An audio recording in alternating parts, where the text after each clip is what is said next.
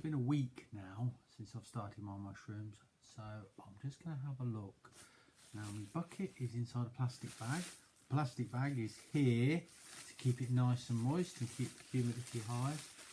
So we'll just have a look. I shouldn't really do this until they're well established, but I'm excited. How about you?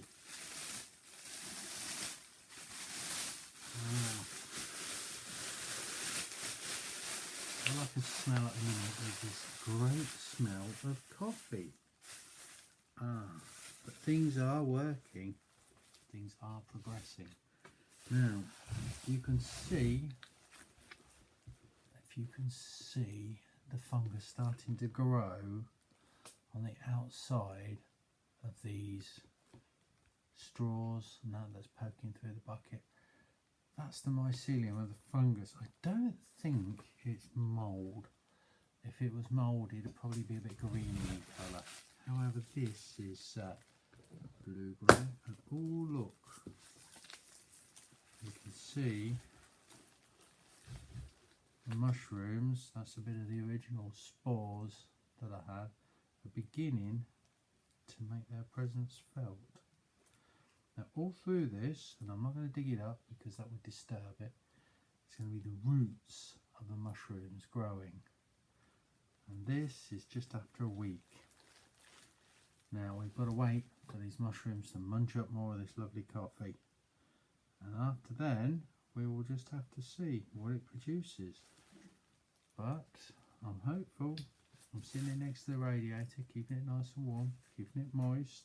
It's going away merrily now. We just have to hope for some mushrooms. Now, what you see when you have a mushroom is not the mushroom itself, it's merely the flower and the fruit.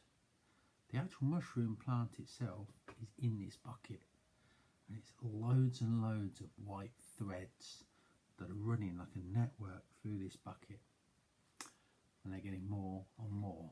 And as they eat more, not really the right term, as they digest, assimilate, more and more of the coffee and the straw and the cellulose within it are actually building their body mass up, and they're getting bigger, and the coffee and the straw are getting smaller. As they get big enough, they decide, right, now is the time that we need to set our spores. We need to flower, even though it's a non-flowering plant. And then they start to produce the small little bulbs, which will be like white dots. And the white dots will get bigger and bigger and bigger. Now, a lot of people say that mushrooms grow overnight. It's not strictly true. What they do is they grow in the ground. And this bulb gets bigger and bigger and bigger. And then, overnight, the rest of the mushroom plant can push water into it, burst through the soil and open out. And then the gills underneath start to produce spores, which are going to be the next generation of mushrooms, and they are taken away by the wind to colonise some new piece of coffee or cellulose or woods, sawdust or whatever. Anyway, the good sign about this is all the fungusy stuff looks the same colour. If it was 3 different colours, I'd be worried. Now, we'll just have to see how it goes on. I think we're waiting on a time scale of roughly about 3 weeks. At the minute, it's just getting going. They're just growing like mad, and they're just reproducing and getting bigger and bigger and bigger and bigger and bigger. And then we should get the first crop of mushrooms.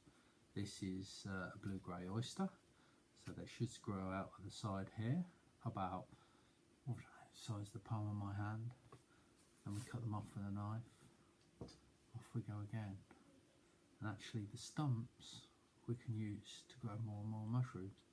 However, once I've grown this a lot of mushrooms, I'm pretty much going to stop, because I've got 3 buckets this size, and I'm trying an experiment with a milk carton as well. So we'll just see how far it goes. But things are looking good at the minute. If you have, or I know one or two of my students have already put some spores from people at Mushroom Box themselves. So I hope you're doing either better or as well as I am. Anyway, I'll keep on updating you every few days on the mushrooms, and then we'll see how we go from there. This is Vince here on a rather miserable wet Monday Grojo, and just keep gardening where you can. Thank you.